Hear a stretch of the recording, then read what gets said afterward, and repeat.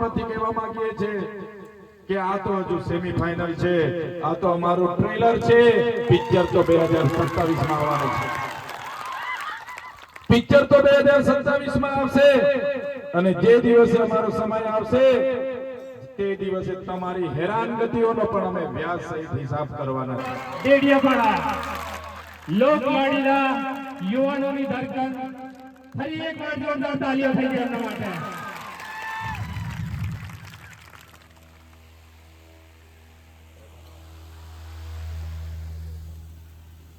આજે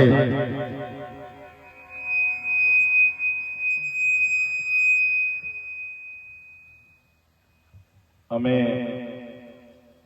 તાલુકા જિલ્લા પંચાયતની ચૂંટણી જાહેર થઈ છે, એના ઉમેદવારો પણ જાહેર થયા છે, એના પ્રચાર અર્થે અહીં આવ્યા છે ત્યારે સાજરોલી અગ્નેશ્વર ગામના અને આજુબાજુ ગામના ઉપસ્થિત તમામ વડીલો, યુવાનો, માતા બહેનો, મંચસ્થ ઉપસ્થિત જેમને આપણે સાંભળી આવ્યા નર્મદા જિલ્લા પંચાયત, નર્મદા જિલ્લાના આમ આદમી પાર્ટીના પ્રમુખ એવા નિરંજનભાઈ વસાવા, આપણી ગરુડેશ્વર જિલ્લા પંચાયતના આમ આદમી પાર્ટીના ઉમેદવાર એવા ધર્મેન્દ્રભાઈ, આપણી તાલુકા બેઠકના ઉમેદવાર શ્રી વર્ષાબેન, સાથે ફૂલવાડી બેઠકના ઉમેદવાર એવા સુતોષભાઈ, સાથે સંગીતાબેન, કલાવતીબેન, સાથે ખડકદા જિલ્લા પંચાયતના ઉમેદવાર એવા ગોવિંદભાઈ ગુરુજી, સાથે નગાતપુર જિલ્લા પંચાયતના ઉમેદવાર એવા વિક્રમ કાકા અને મંચસ્થ તમામે તમામ લોકો માટે અને સામે ઉપસ્થિત તમામ લોકો માટે એકવાર આપણે જોરદાર તાળીઓથી વધાવી દઈએ।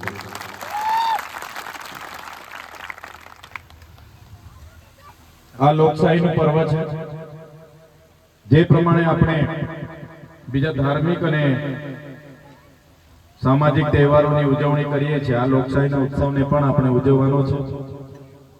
ત્યારે અહીંયા મારી માતાઓ બેઠી છે, યુવાનો બેઠા છે, વડીલો બેઠા છે, તમે એકવાર જોઈ લો મંચ પર ઉપસ્થિત તમામ લોકો, અને મને પણ તમે જોતા હશો તમારા મોબાઈલમાં, તો હર હંમેશ અમે લોકો જનતાના રજૂઆતો માટે, જનતાની લડત માટે કે જનતા માટે બોલતા તમે જોતા હશો। ક્યારે પણ વિડીયો તમે જો ત્યારે હર હંમેશ અમે જનતાના ન્યાય માટે લડતા હોઈએ છીએ।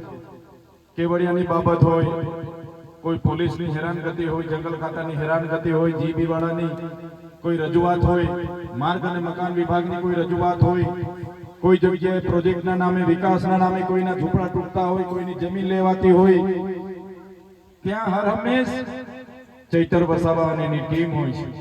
કેમ કે સાથીઓ, રાજનીતિમાં આવો, સત્તામાં આવો એ અમારા માટે સેવાનું કામ છે। જ્યારે ભાજપના લોકો રાજમાં, ભાજપના લોકો એટલા માટે ચૂંટણીઓ લડે છે, એટલા માટે સત્તામાં આવવા માંગે છે કેમ કે એમણે સત્તામાં આવીને પૈસા કમાવાનો છે, પ્રોપર્ટી કમાવાનો છે। જ્યારે આપણા ઉમેદવારો તમે જોઈ લો, એમણે સત્તામાં આવીને લોકોની સેવા કરવાનો એક રસ્તો અપનાવ્યો છે। એમને જીતાડવાની જવાબદારી આજેથી તમારે બધાએ લઈ લેવાની છે। 30 વર્ષથી ભારતીય જનતા પાર્ટીને આપણે તક આપી છે। 30 વર્ષ એમના શાસનમાં જો ભાજપના નેતાઓ ધારતા તો બધું કરી શકવાના હતા, કેમ કે એક હતું એમનું શાસન હતું, તાલુકા પંચાયતો એમની હતી, જિલ્લા પંચાયતો એમની હતી, ગુજરાત સરકાર એમની હતી, દેશમાં 12 વર્ષથી સરકાર એમની છે। માત્ર ને માત્ર વાયદાઓ એમણે કર્યા છે। કોઈ સરકારની નીતિઓની ટીકા કરે, સરકારની ટીકા કરે એટલે પોલીસનો ઉપયોગ કરીને એને કઈ રીતના દબાવી દેવા, કઈ રીતના ડરાવવા, એ કામ આ ભારતીય જનતા પાર્ટી કરે છે। એક બાજુ તમને ઈમાનદાર લોકો માટે બોલતા લોકો તમે સામે જોઈ શકો છો, એક બાજુ ભાજપમાં રહેલા લોકો રોડ ખાઈ જશે, નાળા ખાઈ જશે, પૈસા કમાઈ લેશે અને પાછા આપણા જ લોકોને ફોન કરીને ધમકી આપતા તમે જોયા હશે। કહેતા પણ હશે કે તમે નિરંજનભાઈ સાથે જશો, વિક્રમભાઈ સાથે જશો, શકુંતલાબેન સાથે જશો, આશુતોષ સાથે જશો, તમને ઝૂંપડું નહીં આપીશું, તમારા મીટર કાપી લઈશું। અને આજે પણ આ સભામાં તમે આવ્યો છો ત્યારે પણ કોઈ કીધું હશે, ભાજપના લોકો ફોન કરતા હશે, ભાઈ જતા નહીં તો તમને અમે અમારી સરકાર છે તમને રેશન કાર્ડ નું અનાજ નહીં આપવા દઈએ, તમને રોજગારી નહીં આપીશું. છતાં પણ એમના ડર વગર હિંમતભેર અહીંયા ઉપસ્થિત થયેલા તમામ લોકોને હું સલામ કરું છું ને આ જ લડત આવનારા દિવસોમાં આગળ જવાની.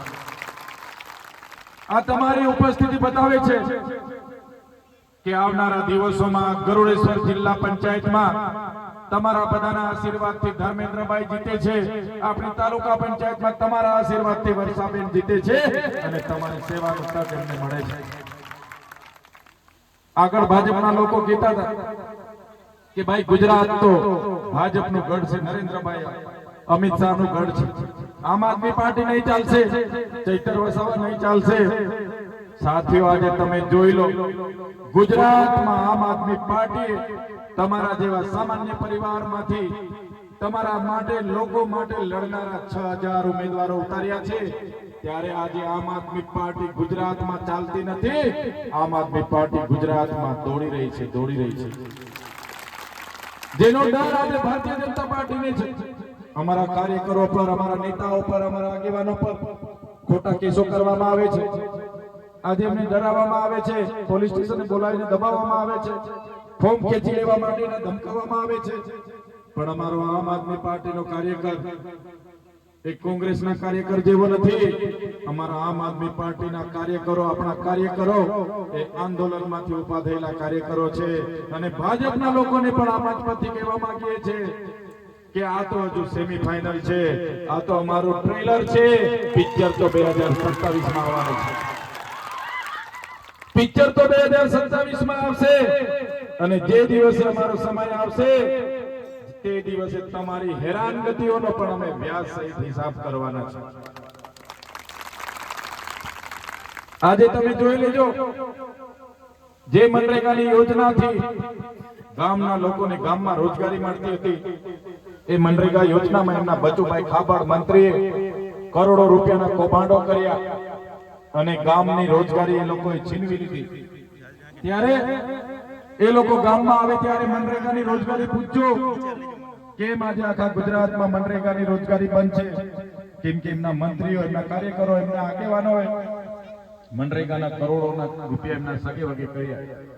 ત્યારે એ ભાજપના લોકોને તમારે ચોખ્ખાને ચંદન જેવા ભાષામાં કહી દેવાનું છે, મનરેગાનું નામ બદલવાથી તમારા કૌભાંડો છુપાઈ નથી જવાના. આવનારા દિવસોમાં ઝાડોના બટન પર મત આપીને એમના મનરેગાના કૌભાંડોનો જવાબ તમારે આપવાનો છે. સાથીઓ, આ નર્મદા ડેમ આપણી સામે દેખાય છે, નદી કિનારે આપણે બેઠા છે.